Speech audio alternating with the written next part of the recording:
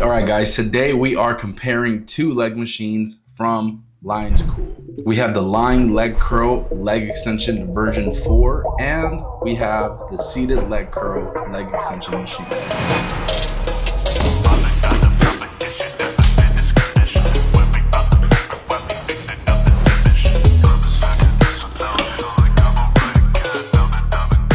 Lionscool did send me these two machines out for review, but like I always say, I'm going to keep it honest so you guys know the truth. We're going to talk build quality, how they actually feel in session, the pros, the cons, and who each one makes sense for. Both of these are plate-loaded leg machines. The version 4 gives you lying leg curls and leg extensions on one frame.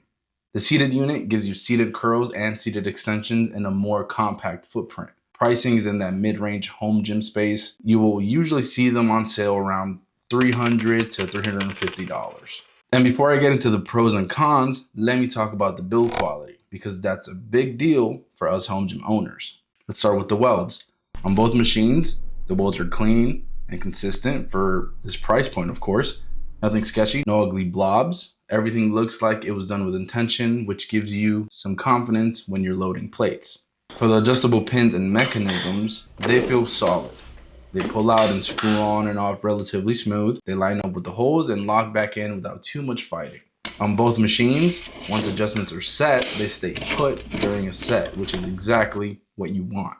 The pads on both pieces use a firm vinyl that is typically used on budget-friendly equipment, even though as of late, I have seen some budget equipment companies make upgrades on their vinyl, which I would love to see on these machines as well. But nonetheless, this vinyl feels durable. The padding is on the comfortable side, not too squishy, not rock hard. And on the V4, the shin pad is comfortable and does not pull on your skin or leg hair. On the seated unit, the pads feel good as well, but I will get into some sizing issues later when we talk about the cons. The shin pad on the V4 feels good on the legs with a diameter of 15 inches, but it does have a little play in the mechanism which affects how it tracks.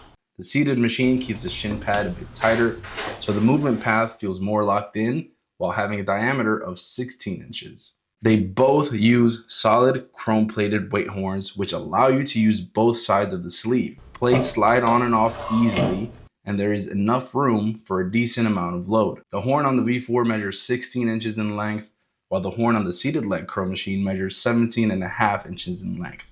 The paint quality is solid on both. The finish feels smooth, it is not chalky, and it cleans up easily if you get sweat or chalk on it. Overall, they both look like real pieces of equipment and not just budget toys. So from a pure build standpoint, both are respectable for the price range. Differences really start to show up once you look at how they move and how they fit different body types. So let's start with diving into these machines individually, but before I start that, I do want to mention that you will see clips of me using a fish scale to test out the resistance curve, but take the numbers with a grain of salt, please, since the scale isn't a top of the line fish scale. And since it's the only one that I have, I can't really tell how accurate it is when it comes to the actual numbers that we will see. It is more so to see how consistent or inconsistent the numbers are. So with that being said, let's start with the Lying Leg Curl leg extension version 4. Retail on the website at the time of this recording is $399.99. Sometimes you can catch it a little cheaper during sales at around $350. For a dual function machine that can do both lying curls and extensions, the value is competing right along with its peers. Okay, so here's what I like about the version 4. The resistance curve is basically a true one-to-one, so the rep feels natural from the start to the finish. The padding is comfortable, and like I said, the shin pad does not pull on your skin or on your hair. It uses aluminum pulleys, which is nice from a durability and smoothness standpoint. I don't get any head rush during lying curls, even when I'm pushing heavier sets. And it's pretty easy to switch from extensions to curls, so you're not wasting a ton of time fighting the setup between movements.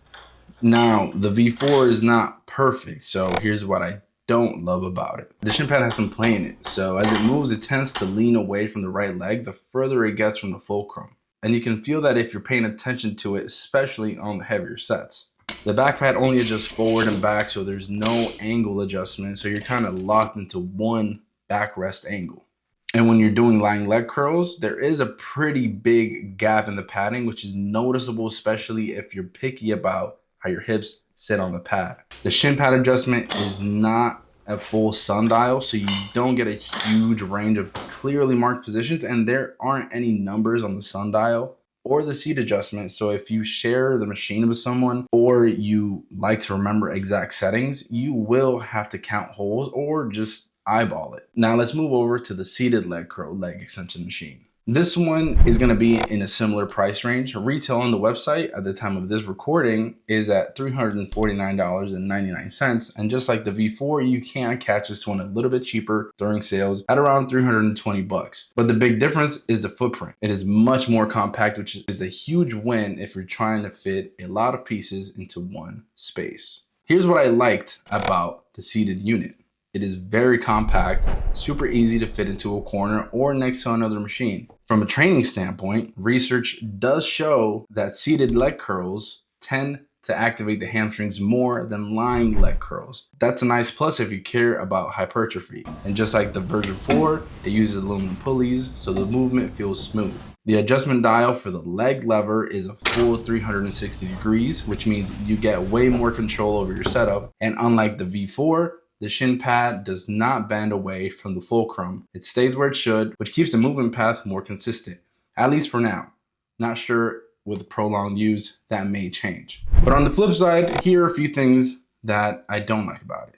The resistance curve is not perfectly consistent. The website mentions it is a near 1-to-1 ratio, and it's close, but when you compare it back to back with the V4, you can feel the difference in certain parts of the range. The back pad is way too small, especially if you're a bigger lifter. You can still use it, but you are definitely going to notice how small it is. The thigh pad adjustment could be more efficient. It uses more so of a sleeve style adjustment instead of a semi sundial, so dialing it in takes a little bit more effort. And for people over 6 feet, the setup can feel a little tight or uncomfortable. Your proportions just don't line up quite as nicely with the frame. Same as the version 4, there aren't any numbers on the sundial or the seat adjustments, so again, you have to remember your positions manually. And if you set the thigh pad too low, it can actually get in the way of the shin pad, which limits your range of motion a bit. So you do have to be careful with how you dial that in. So putting it all together, here's how I see it. If you really want lying leg curls in your home gym and you have this space, the V4 still makes a lot of sense. You get lying curls plus extensions on one frame. The resistance curve is very consistent and the machine feels strong once you're locked in.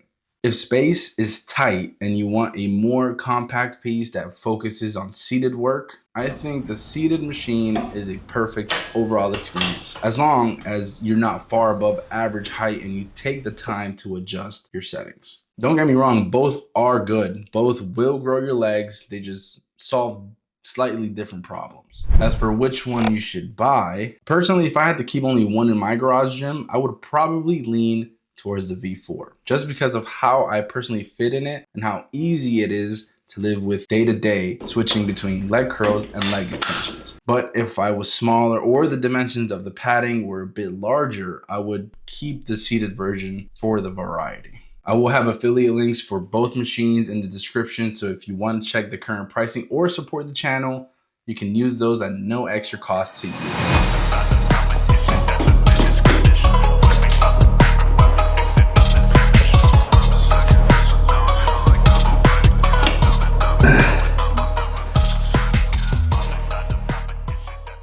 If you have any questions about either one, drop them in the comments and I will help you out to the best of my knowledge. And if you haven't already, go ahead and subscribe to keep up with my latest content as soon as it drops. Thanks for hanging out with me today, and I'll see you another day. The V4 shin pad feels good on the leg.